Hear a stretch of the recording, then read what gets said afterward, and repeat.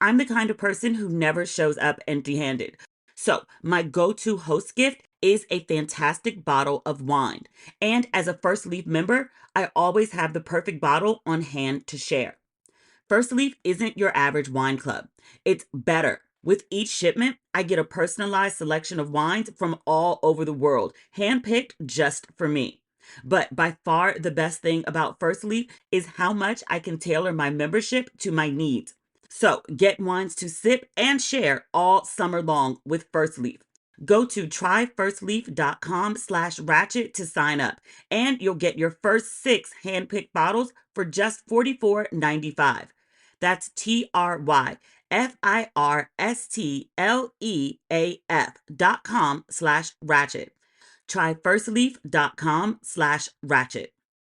Going online without ExpressVPN is like not having a case for your phone. Most of the time, you'll probably be fine. But all it takes is one drop, and you'll wish you spent those extra few dollars on a case. Every time you connect to an unencrypted network in cafes, hotels, airports, etc., your online data is not secure. Secure your online data today by visiting expressvpn.com/ratchet. That's expressvpn.com/ratchet. And you can get an extra 3 months free. expressvpn.com/ratchet. Ladies and gentlemen, boys and girls, and those who don't identify as either, you are listening to Ratchet and Respectable. You can't get mad at me for how late this is. I told y'all last week you weren't getting an episode till Wednesday because I was going to see Usher on Tuesday. I told you in advance. You were warned. I went to see Usher last night. The very kind folks at Capital One Arena gifted me with tickets in the owner's suite. It was very lovely. They were serving lobster tostadas for Usher and some of the best macaroni and cheese. I mean, outside of like, a Thanksgiving, Christmas situation, but like some of the best mac and cheese I've ever had. Like everyone in DC talks about the park and how it has this amazing mac and cheese, which is true, but it rivals the park's mac and cheese. I wanted to go back for seconds and did, but it was already gone and they'd already brought like 2 servings of mac and cheese. I only had one. I had a large serving because my boy had it and he was like, yo. And I was like, nigga, did you just go get food and then bring me no mac and cheese? He was like, you asked for a tostada, which he did bring, but he ain't bring me no mac and cheese. Oh, before y'all go crazy, the homie, just the homie. Don't read anything into that. We went to see Usher because he's also a huge Usher fan. But the seats were really good. Front row in the suite. Thanks again, Capital One Arena. I may or may not go back tonight. I thought it was strong. I said this on social media. I'll repeat it here because I know everybody doesn't follow on all platforms. So it wasn't Paris and it wasn't Vegas, which I put on the same level, but it was better than Essence. Usher, not at his best, is still better than damn near every other performer out there. I did realize, though, that I'm not the Usher fan that I thought I was, because there were a couple songs he played early on, and my boy got up and started dancing like he was all in it, and I was like, I've never heard this song before in my life. People were singing along, like loud in the stadium, and I was like, what song is this? He was like, oh, this is from the first album, and I was like, did I listen to the first album? I might have been late to Usher. When I got on, I was on. But he was just singing his heart out. I have no idea what the song is. I couldn't identify it. It was a strong performance. He had canceled his first 3 or 4 shows in Atlanta. We talked about this last episode. So DC has ended up being the kickoff to his tour now. And he canceled because he said he had a neck injury, but he appeared to be in fine form yesterday. All of his dancing was good. The mic was on. The notes were hit. He sounded amazing. There were a lot of breaks in the show, I guess, to give him a chance to rest. It's more than just I went backstage to change clothes. And the show was an hour and 45 minutes. I don't really recall how long Vegas was. Vegas felt like a really long show, but it was hit after hit after hit, and the energy was insane. Same thing with Paris. But the show just went all the way through, and I never checked my watch. But several times during this show, because I guess there were so many intermissions, like the show never really went boom. It would get going good, and then there would be a break, and so the energy would lull. So when he came back on the stage, he'd have to build up that energy again. But I found myself checking my watch on multiple occasions. And also, in fairness, the DNC day 2 was on last night. And like a good chunk of my friends are there because everybody works in politics. And being back in DC for the last 3 months, like I've fallen into, I don't want to say the political arena because it's not like I actually work in the space, but it's an all-consuming topic in DC. It's like catching up with the soaps. Like you could go away for a year and then you come back and you watch 3 episodes and you can follow the storyline easy. But I'm back to following the storyline of politics. And also it's an election year, so I'm more invested. But the conventions are kind of like the Super Bowl for each of the political parties. And the DNC has been actually pretty good. I have watched, I mean, not in real time, because last night I was at Usher and then the night before I was actually really, really tired and fell asleep at like 6 o'clock and didn't wake up till 11. So the whole DNC I slept through. And then at 11 o'clock, I went and found it on YouTube and watched the whole thing all the way through. But I'm very invested in the DNC. I've watched both of them. Let me clarify. Because it's on YouTube, I can search through for the speakers that I want to hear about. So I've watched the highlights. It's part of the reason the podcast is so late. Because I had to watch Mr. Doug from last night, and then Michelle Obama, and then forever POTUS, Barack Obama. And the three of them combined is like 90 minutes worth of speech, which is fine. They were all very strong speeches, but we'll get into that. But in the middle of the concert, I was checking the time and the group chat. One of my friends was like, is this the DNC or is this a concert? And somebody was like, clearly both. And then they started talking about the list of performers. Common and Lil Jon for sure. I'm not sure who else, because again, I fast forwarded through. But we're sitting at the Usher concert and he performs Yeah, and like the crowd goes up. And my boy leans over and he was like, damn, I wish Lil Jon was here. And I was like, actually, he's performing at the DNC. And he was like, what? And I was like, yeah. I'm trying to think what else to say about Usher. There was this moment he came out. He had on a red fur and these red pants and some kicks. And I just knew this was about to be like the nigga section of the program because he walked out and I was like, nigga. And I just picked up my phone and started filming because I was like, whatever happens from here is about to be the crazy part. And was. He did a little singing. He hit his high notes. And then he went out into the crowd like he used to do in Vegas and started serenading and seducing all the women present. And then he danced to Doing the Butt. And I was like, there's a lot happening all at once right now. But a solid show. I'm seriously debating going back tonight and getting tickets to stand in the pit with all the super fans. I consider myself a fan. I don't consider myself a super fan. Because again, I don't know all the songs. Because people were singing last night and I was like, what is this? He had these interludes. I think the title of the tour is like Past, Present, Future, which makes the interludes make more sense. But it seemed to be AI Usher as like a teenager or early 20-something talking. And then there was a picture of him probably from like kindergarten or first grade. It had the AI effect on it that made like the picture keep blinking. And it was just weird. And then it was like teenage Usher dancing, but it was like hologram AI Usher. And then there was like another AI Usher, which was like Usher in 2044, reflecting on his life. AI old Usher says something like, I never had a family. I was like, and the people behind me were like, you've been married 3 times. You have 4 kids. What are you talking about? I couldn't keep up. The performances when he was actually on stage were actually good. It was just disjointed. It was just the weird pauses and then like the interludes. They were trying to stick too closely to the past, present, future concept. It just didn't mesh together for me. Vegas had a theme and that the show was just, over the top Vegas style. There was just a lot going on. It's very extra, There was a lot of glitter and pizzazz and roller skates and strippers and good sets. And Paris was very something similar. Probably in a similar way to Vegas, Paris was Moulin Rouge-ish. The Super Bowl theme was very carnival, but I think they took the theme too far. This one, I was like, you need to go back to the carnival theme because this new theme isn't working. And then when he was in New Orleans, he tried to do like a church theme with like the choir. And I was like, no, you had a thing that worked. The carnival theme, Moulin Rouge theme really, really worked for you. Go back to that. That was excellent, Usher. You're giving us great performance, Usher, but like the theme and concept is not meshing. Just perform. That's it. Because he's really, really, really good at that. And he sings well. And he's charismatic as fuck. Him walking through the crowd in this big Clifford fur, wonderful, fabulous, entertaining. And he wasn't really even singing. The crowd was singing for him. We were singing his songs to him. And he was basking and smiling and flirting with women as he passed by. Teddy P level sex symbol. It was amazing. Yeah, I think I'm gonna go back tonight.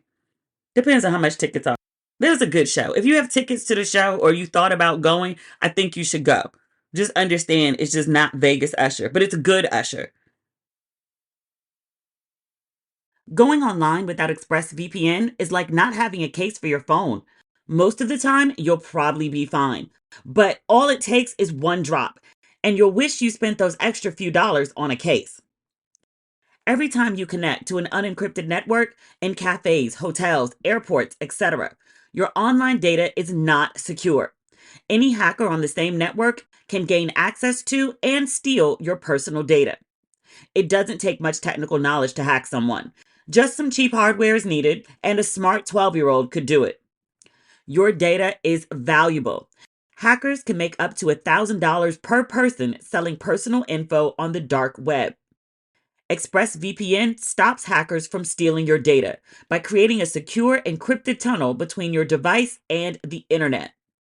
ExpressVPN is the best VPN. It's super secure. It would take a hacker with a supercomputer over 1 billion years to get past ExpressVPN's encryption. And it's easy to use. Fire up the app and click one button to get protected. What I love about ExpressVPN is it works on all my devices, phones, laptops, tablets, and more, so I can stay secure on the go. Secure your online data today by visiting expressvpn.com/ratchet. That's expressvpn.com/ratchet. And you can get an extra 3 months free. expressvpn.com/ratchet. Summer should be fun, not financially stressful. With the Chime Secured Credit Builder Visa credit card, it's easy to start building credit with everyday purchases and regular on-time payment with no annual fees or interest. And if your credit scores grow, so could your opportunities for lower rates on loans, like for a car or home. I love Chime Credit Builder Visa credit card because there are no annual fees, interest, or credit check to apply. And you can use it everywhere Visa credit cards are accepted. And you're building credit using your own money. And you get access to more than 60,000 fee-free ATMs. That's more than the top 3 national banks combined. With Chime's secure credit card, you can improve your credit scores all summer long. Get started today at chime.com/ratchet. That's chime.com/ratchet. Chime feels like progress. The Chime Credit Builder Visa credit card is issued by the Bancorp Bank North America or Stride Bank North America. SpotMe eligibility requirements and overdraft limits apply. Out-of-network ATM withdrawal and OTC advance fees may apply. Terms and conditions apply. Go to chime.com/disclosures for details.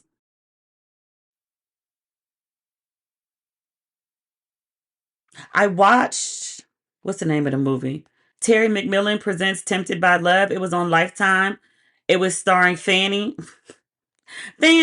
Garcelle. Was it Bouvet? Is that how you pronounce her last name? Fanny from the Jamie Foxx show. You know what I'm talking about. She's fancy black, Frenchy black, Haitian. It was starring her and Layla Rashawn. It's a May-December romance, older woman, younger man. It is not Stella Got Her Groove Back, even though it has the age difference romance. It's much different, entirely different. It was a little rocky to begin. I wasn't really sold on the age difference because the guy looks so young. I think her character is in her mid-50s, which is about what Garcelle is in real life. And then her love interest, I don't know how old he is in real life, but he was playing 31 in the film. He just looked really young to me. He's a cutie, but like a cutie is in like, I see him as cute, not as like grown ass man sexy. However, over the course of the film, he had a real slick mouth. He could talk some talk and back it up. And I was like, oh, young man, hello. By like the 90-minute mark in the film, I was fully invested in their relationship to the point that I was screaming at the screen and like squealing a little bit. My biggest complaint about the film was not the writing or the acting or even like the rocky start. My 2 biggest gripes were Layla Rashawn's makeup. Although she's not the star of the show, Fanny had her good makeup. You put Layla in her good makeup too. Both because she's MF Layla Rashawn and also because she's a woman of a certain age. And women, as they advance in age, if they're going to be on screens, may need a little extra powder, a little extra press, a little razzle dazzle to bring it all together for high definition. But Fanny's makeup looked absolutely amazing. And Layla, I was like, why y'all ain't do Layla's face? This looked like something I do in the bathroom, and I'm not really that great at makeup. I follow Layla on Instagram, and I was like, when she posts little videos and pictures of herself and her friends on vacation, her face is more put together than it is on this TV movie. Go on and spend the budget for the makeup. I didn't like the way they did her, but somewhere around the 90-minute mark, either the makeup artist got it together or they switched out the makeup artist. But then she started to look much, much better. And I was like, yes, this is how I want my big sis to look. Thank you kindly. It was a really good movie. I hated the ending. Oh my God, I hated the ending. And I'm not going to tell you what it is. I'm not going to spoil it for you, but hated the ending. Oh my God, I wanted to fight air at the ending. Oh, it was so frustrating. But it was, I think, realistic to the storyline, even though it pissed me off. And hopefully there's a sequel because I actually really like seeing them together. And I would like to see like where this love story goes. I told you I was invested. Really invested. Like screaming at the screen invested. I wish their love scene was a little more. But you know, it's Lifetime. They only gonna get but so kinky. But it was cute.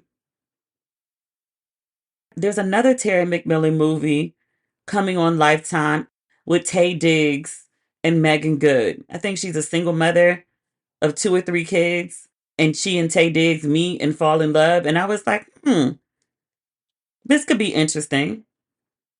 I like Taye Diggs from All American, and then from him dating the April girl. I don't know why they broke up, nor do I need to. But them online was good comedy, good times. Like Taye Diggs is a fool, which I mean in like the best way. He was also funny as hell in like The Last Best Man, the series, when he rolled up the window on Old Boy. Remember people used to hate Taye Diggs? He said something about black women forever and a day ago, but I feel like he's redeemed himself. Has he?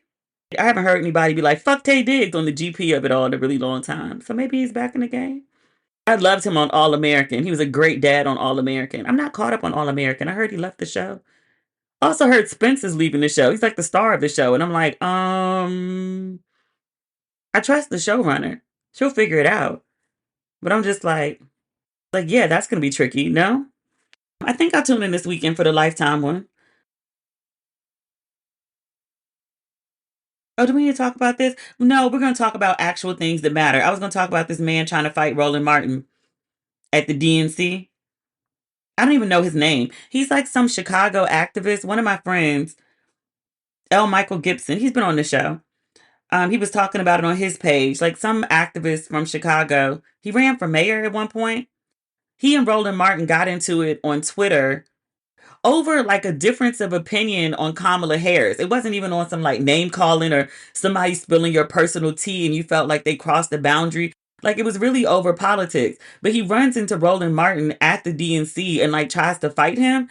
And Roland Martin, I'm not even the biggest Roland Martin fan. His Twitter fingers, he's come at me before. He's come at everybody. It's just kind of what he does. He's one of those people that was like really likable until he got on Twitter.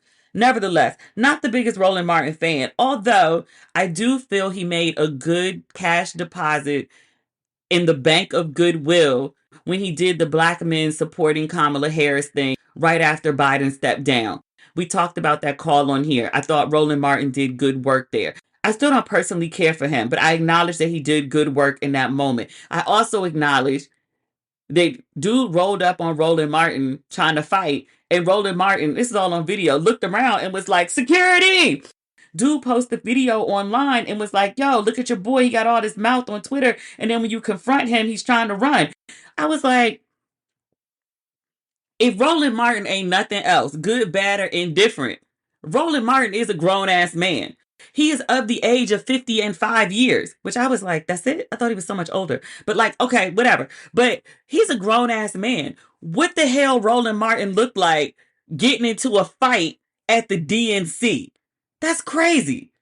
You trying to fight Roland Martin at the DNC makes you look crazy. It don't make Roland look crazy. He was supposed to call security. You done rolled up on this man while he's doing work, political work at the DNC. You wanted to be the two black people brawling at the DNC? You think Roland Martin was going to let headlines run the next day that some nigga nobody knows he got into a fight with on the floor at the Democratic National Convention? Roland Martin, a lot of things. He annoying as fuck. Dumb is not one of them. Roland Martin gets in the brawl with some nobody nigga on the floor of the DNC. Lord have mercy. The dragging that would come the next day. It would not be Roland Martin stood on business. It would be like, why is this grown ass 55-year-old man doing nigga shit at the DNC? He did the right thing. Security. Ain't no 55-year-old man trying to fight some. I guess the guy looks 30 or so. But I was like, who is this nigga? I don't feel bad calling him that either. Because nigga, you tried to fight at the DNC. And then videotape it. You your own world star. Come on. Come on. We as a people are better than this. Or we should be. Did I take notes about the first night of the DNC? I thought I did. Hold on. I did not actually write down my notes. I swear I wrote them down. Oh no, I didn't write it all the way down. Let's see what I can do off the top of my head about the DNC for the first night. I have a few notes because I told you I fell asleep. I woke up at 11:30 to the group chat going crazy. One of my friends was convinced that they had brought Jesse Jackson because they rolled him out in a wheelchair. I don't know all the people that were standing with him. Al Sharpton was one of them. He looked, I said this on Facebook and somebody commented, they were like, you've been hanging around them African aunties way too long, D. And I was like, I mean, that's who I be out with. But I said something, I was like, yeah, Jesse don't look long for the world.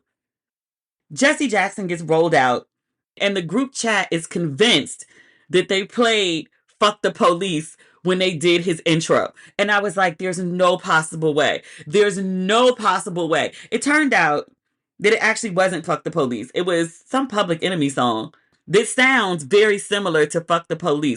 You know, like New Jack Swing has like a particular sound. There was some instrument or tool that everybody was using at this point in production, and it sounds the same on this Public Enemy song as it does on the NWA song. Rebel Without a Pause. I just looked it up. That's the song that Jesse came out to. But wouldn't that be crazy? Jesse Jackson rolled out in a wheelchair to fuck the police? How that man never caught public Me Too charges is one of the world's greatest mysteries. Every woman who works in politics around Jesse Jackson when he was still mobile got a story. You know, you should also ask Tommy Bennett. People like, Demetri, you're being messy. Why shouldn't I be? Somebody go look up Tommy Bennett because he sued Jesse for, among many things, with sexual harassment. There was a story in his lawsuit that he was accused because he worked for Rainbow Push. And at one point during his employment, they accused him of faxing a letter to Jesse Jackson's family, is what it said in the lawsuit. I think they meant wife, but a letter to Jesse Jackson's family exposing an affair that he was having. And then they did an investigation and they found out that Mr. Bennett had indeed not sent the fax, that Jesse Jackson's other mistress, let's just call her Mistress B, but Mistress B had sent a fax to the family about Mistress A, I guess because she was jealous. I don't know. I don't know why people do the things they do. I don't know why a married man got two mistresses, but you know. Who else did I watch at the DNC? Oh, this one stuck with me. I mean, it probably stuck with a lot of people, but it stuck with me for different reasons. There was a young woman, I can't remember her name, forgive me. It was a white lady, and she was talking about the ban on abortions, especially the ones that don't make room for incest or rape. And to look at her, she looked like an all-American girl who had a great life. She starts talking and tells the story about how when she was 12 years old, she got pregnant because her stepfather had been sexually assaulting her. What? And so when she finds out she's pregnant, she goes to the doctor and they say to her, like, you know, you have options. Here they are. And which one would you like to explore? And so she says, you know, imagine girls in this circumstance who, under these new laws, don't have access to options. We're telling 12-year-old girls that they're forced to birth pregnancies created by incest and rape. Like, there's nothing beautiful about that. Trump used the word beautiful to talk about the new abortion laws. And I'm watching this. I'm obviously horrified by this young woman's story, but I was like, the rate or incidence of rape, incest, assault is so prevalent that it becomes a talking point at the DNC because so many people will find it relatable. That's some scary shit. So, yes, like we must address the abortion laws so that women, girls, have options when it comes to their reproductive health. Like this is something that's between you and your doctor. Okay. But also like can we do something about like the incest and the rape? I mean of everybody, but especially young girls? I know other countries be looking at us. I know for a fact cuz they say it to me when I'm in cabs. But other countries just be looking at us like what the fuck are y'all doing? I'm the kind of person who never shows up empty handed. So, my go to host gift is a fantastic bottle of wine. And as a First Leaf member, I always have the perfect bottle on hand to share. First Leaf isn't your average wine club, it's better. With each shipment, I get a personalized selection of wines from all over the world, handpicked just for me. But by far the best thing about First Leaf is how much I can tailor my membership to my needs. I can choose between 6 or 12 bottles, decide on how many reds or whites I want, and select a shipping window that works with my schedule. And if I've got a barbecue, happy hour, or family dinner, I can opt for First Leaf's fine wine upgrade to get a really special bottle that's sure to impress. Plus, if I ever need a little help picking out a bottle of wine that everyone will love, I can get free advice from First Leaf's wine concierge. It's a foolproof way to know you're getting the right wine for any and every occasion. Now, personally, I order a lot of pinks, rosés, if you will. I love trying new wines and introducing my friends to my new favorites. So, get wines to sip and share all summer long with First Leaf. Go to tryfirstleaf.com/ratchet to sign up, and you'll get your first 6 handpicked bottles for just $44.95. That's tryfirstleaf.com/ratchet. Tryfirstleaf.com/ratchet. When I think of summer smells, I think of sunscreen, salty beach air, barbecue on the grill, and unfortunately, body odor. Well, not this summer. Thanks to Lumi Whole Body Deodorant, BO will no longer be an unwelcome guest at my summer plans. Their pH optimized formula is clinically proven to block odor all day. And it's not just for underarms, it's for everywhere we get odor: pits, privates, feet, underboobs, you name it. So, no matter how hot it gets, you can still smell fresh and feel confident from head to toe. Ready to make this your freshest summer ever? Great. New customers get 15% off all Lumi products with our exclusive code and link. Use Ratchet15 at LumiDeodorant.com. LumiDeodorant.com. I've been using Lumi for years and I love it. I love the variety of scents like clean tangerine, lavender sage, and my favorite, toasted coconut.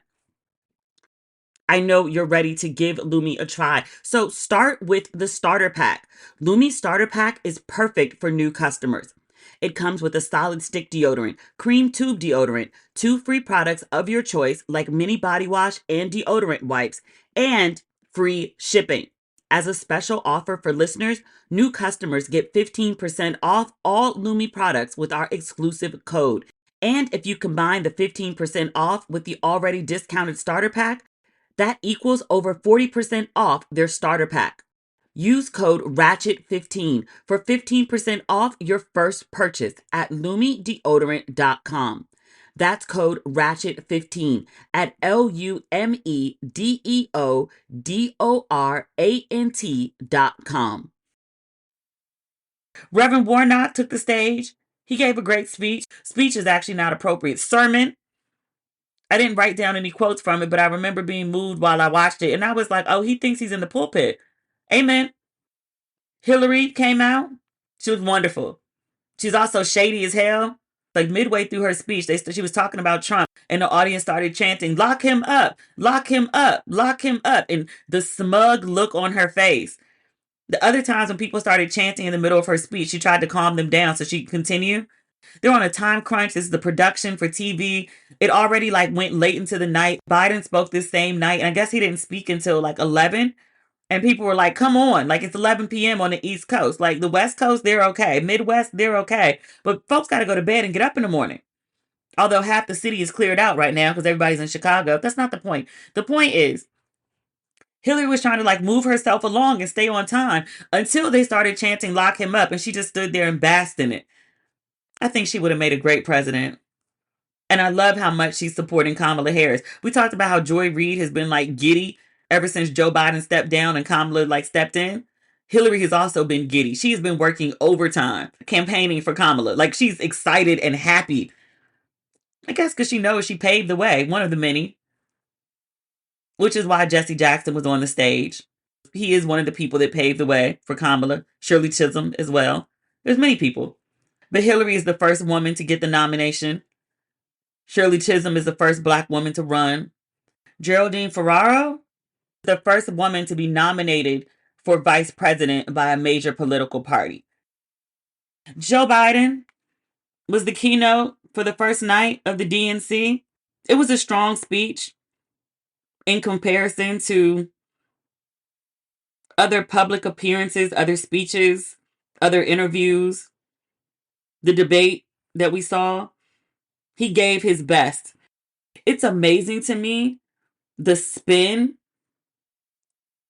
on Biden since he stepped down.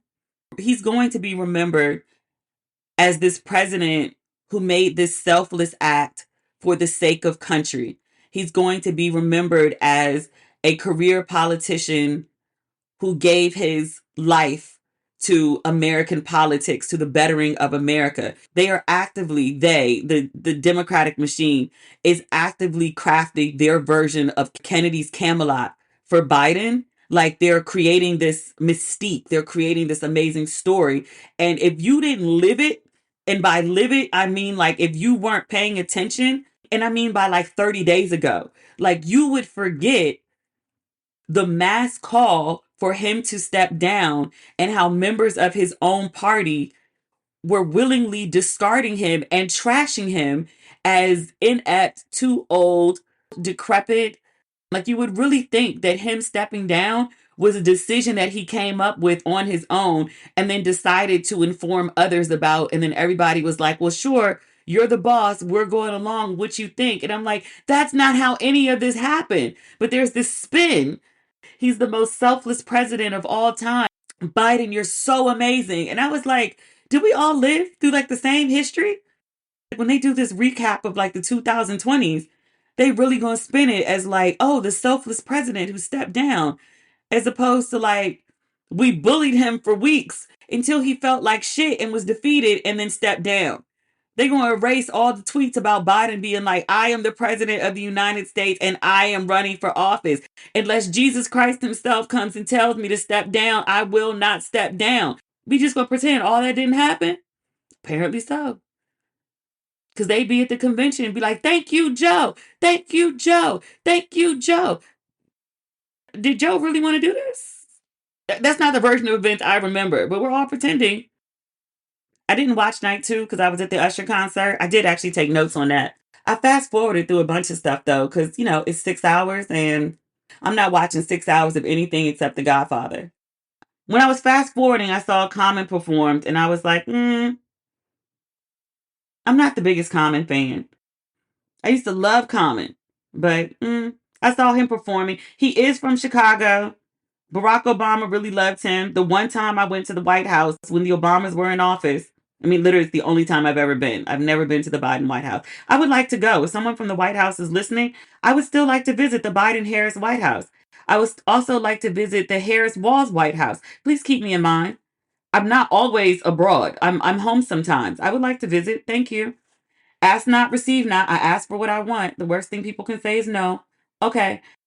When I was fast forwarding, I didn't see Little John. He was part of the roll call. There was no way I was sitting through an hour and a half of the roll call just to see what songs DJ Cassidy played. I don't have that kind of free time. Not right now. I did see the people from Wisconsin had cheese on their head. And I was like, I understand this is a joyous occasion. I understand, like, Wisconsin is known for cheese. But I was like, we don't look like serious people right now. Like I'm all for like the Democrats and their joy and their revelry and their celebration. People have been posting clips online of the contrast of the RNC and the DNC. Like the RNC looked like a funeral, the DNC looked like a party. And I was like, yes, like this is a celebratory occasion. But I was like, we're taking it a touch too far with the cheese, people. I did appreciate that flashing to the audience for the roll call, that many of the people speaking into the microphone declaring for their state, the people sitting in the background, or just throughout the whole DNC, when they would flash to the audience, there were lots of brown people, black people, brown people, native people, Asian people, white people. It looked like the gumbo, not melting pot, gumbo that is America. I did appreciate that, as opposed to just the little bits of the RNC that I saw, and it'd be like one black face in a sea of whiteness. I also noticed Kamala Harris is not even in Chicago right now. She's campaigning with Walz in Wisconsin. But they did shoot to Kamala, Vice President Harris, because I judge other people for being too familiar. But I'm like, I'm familiar out of love and blackness. Other folks be familiar out of like sexism and white supremacy. But like, let me practice what I preach. Vice President Harris and Coach Walz. I want to call that man Walt so bad. Like I have to like strain my mouth to call him Walz. But they did shoot to her out in Wisconsin. It's me or she's getting blonder and blonder by the day. And I'm not saying that as a criticism. I'm just pointing out that her hair is getting like significantly blonder. Like she's gone from dark brown to like super blonde, like visibly blonde. And I was like, that's a choice. Covering her as president is gonna be it's gonna be a shit show.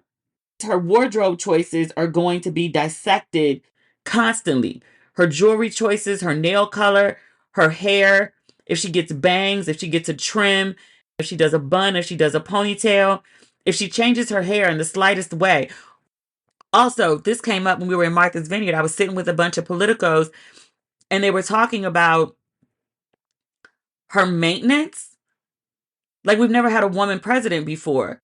Kamala Harris is vice president. We could go weeks without seeing her sometimes, but as president, we're going to see her in some capacity every day. As a woman in the public eye, she can't show up with a bare face, even though she's got a pretty face. But just women with bare faces, like people aren't used to seeing that on TV, especially if you're standing with other people who have on makeup. What does the makeup budget look like? Are we going to parse her beauty routine as well? Because she's a woman in the public eye, and that's what we do. Even though we should be more focused on her policy than we should be on her prettiness, what we should do and what we're going to do and what the culture does are all different things. And once America gets a hold of the budget, because there has to be a budget that's spent on her hair, nails, and makeup, that's going to be a shit show. Because there's no way that it's not going to end up costing more than some senator's salary.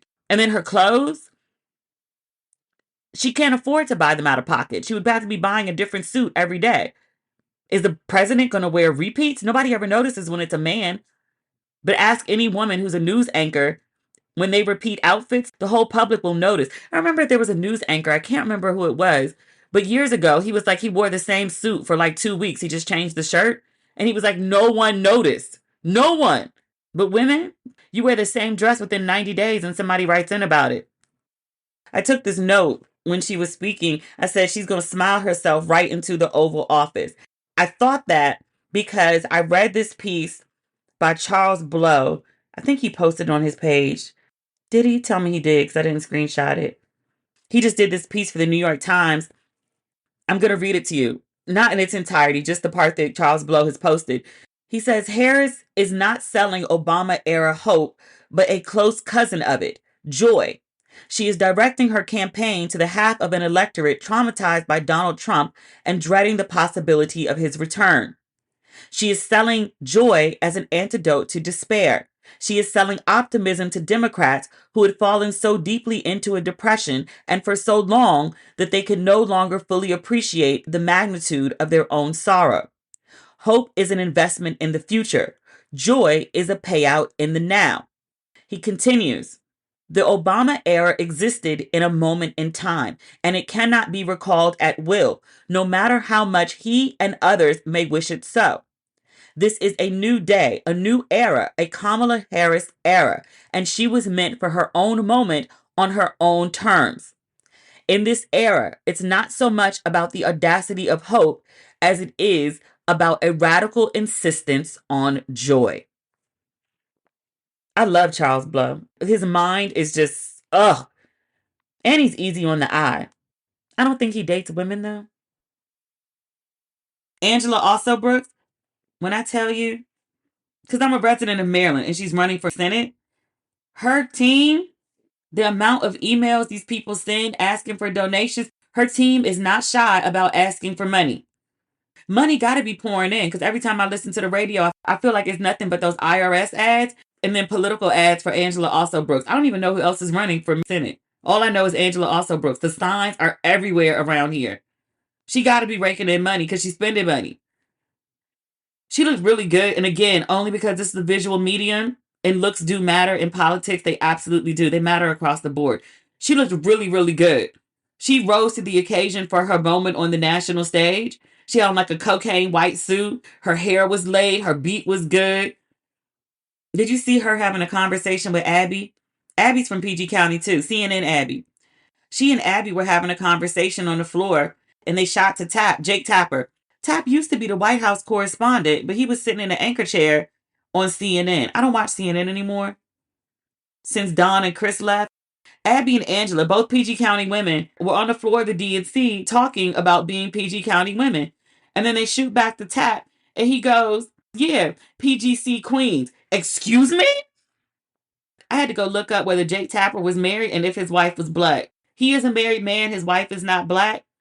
But I was like, somebody's black. He got black people in his inner circle calling black women queens. You know black people. I'm not saying he's invited to the cookout. We could send him a plate. Everybody be loving to be like, oh, any white person that can dance on the 2 and 4. People like, oh, invite them to the cookout. No. Send them a plate. Maybe there's like an overflow. I do want to go to the carne asada. It's like Latino's version of the cookout.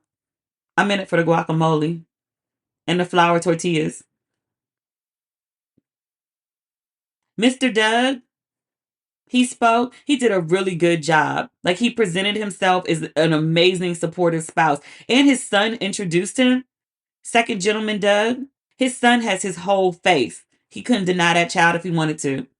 Sidebar. I love Doug's daughter. I can't remember her name for anything. Her outfit at the DNC last night, she had on all plaid, giving her like best clueless realness, but like updated because she has like a bunch of tattoos. It's giving Clueless meets Molly Ringwald in Breakfast Club, but with dark hair. Like, I love it. They're going to be a fun first family. But Doug did himself so many favors in his speech. Like, he was likable. He was lovable. He's deeply in love with Kamala. Doug also let y'all know that even though he quit his job as a lawyer to support his wife, he is still employed. He's teaching law at Georgetown Law. He is not just Kamala's plus one. He's not riding coattails. He is a gainfully employed man. You think he's making 6 figures over at Georgetown? I mean, it's Georgetown Law. And, you know, he's the second gentleman of the United States. Oh, I took this weird note during the speech. Doug made mention of when he was dating Kamala. He took her to his grandmother's house and he said something about plastic on the sofas. And I was like, wait, Mr. Doug is Jewish. I was like, Jewish people put plastic on their sofas too?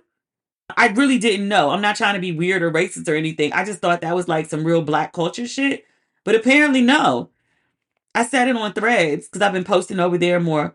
A bunch of Jewish people responded and was like, absolutely, grandma has plastic on the sofa and on the lampshades. And I was like, oh, I didn't know there was that much crossover in the culture. Who knew?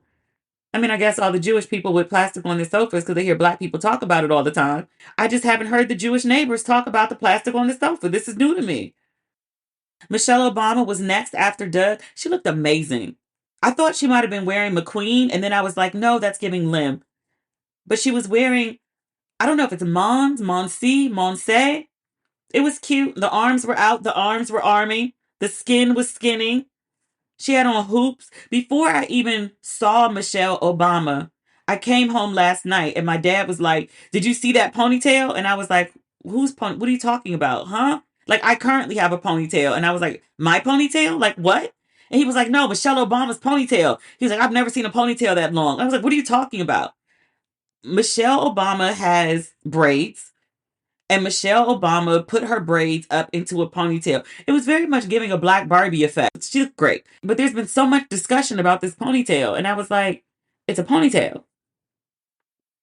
I think her image post White House is so free. The Michelle Obama that we're seeing now, this like free Michelle that like wears short shorts and appears to sometimes go braless and does braided ponytails and like hoop earrings and like a bunch of rings on her finger.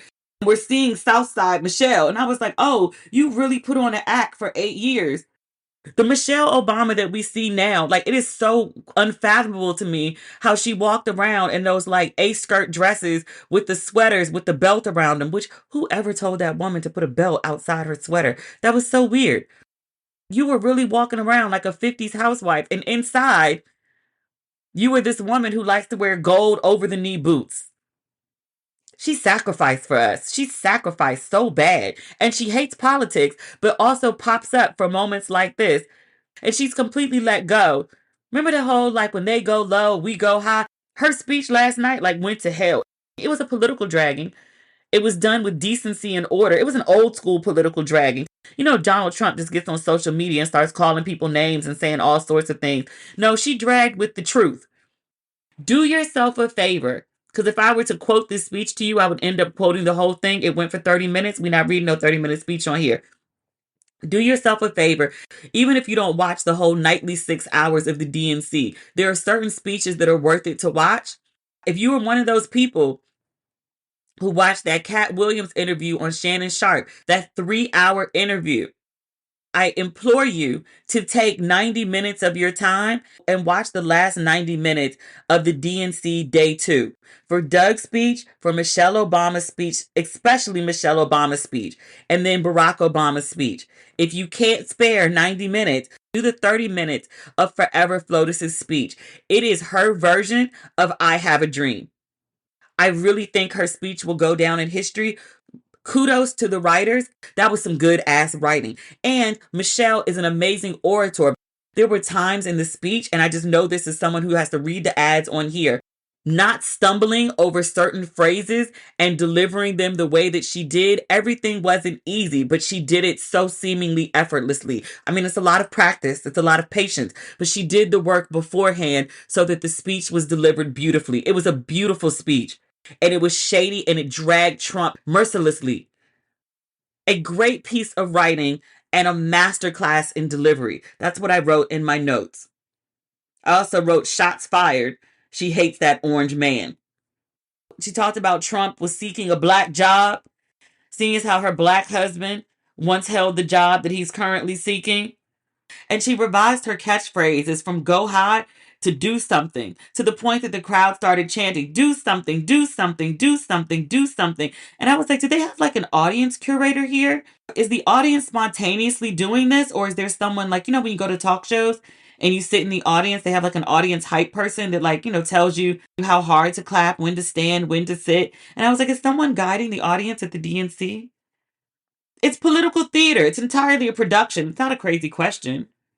But it was a really great speech. There's a meme of Rihanna. It's like she's saying some slick shit and then she reaches back and grabs her ponytail for emphasis.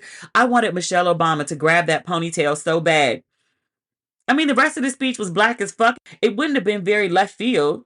She was going in that direction anyway, but I was like, if she just grabs this ponytail for emphasis, like I will die. I will die right now. Forever Flotus introduced Forever POTUS. Fun fact. Did you know POTUS is like a popular national term? It's from West Wing. We didn't grow up in the zeitgeist saying POTUS. It comes from West Wing. I only know that because I'm like a West Wing fanatic. Not the point. The point, Michelle Obama introduces Barack Obama and he comes on stage. I wrote in my notes, let that lady go. He was on his wife like he hadn't seen her in weeks at a time. Sir, y'all were backstage together.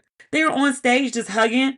Like he hugged her like 2 or 3 times. And I was like, sir, we know you love your wife. We are well aware that you cannot keep your hands to yourself. But I also need you to come and make this speech. Thank you. It was a strong speech. Obama has a bunch of strong speeches. This one doesn't stand out to me the way that Forever Flotus's did. And he said at the beginning of his speech something like how crazy he was to go after Michelle Obama, which is true. Because the first part of his speech was just very like womp, womp, womp.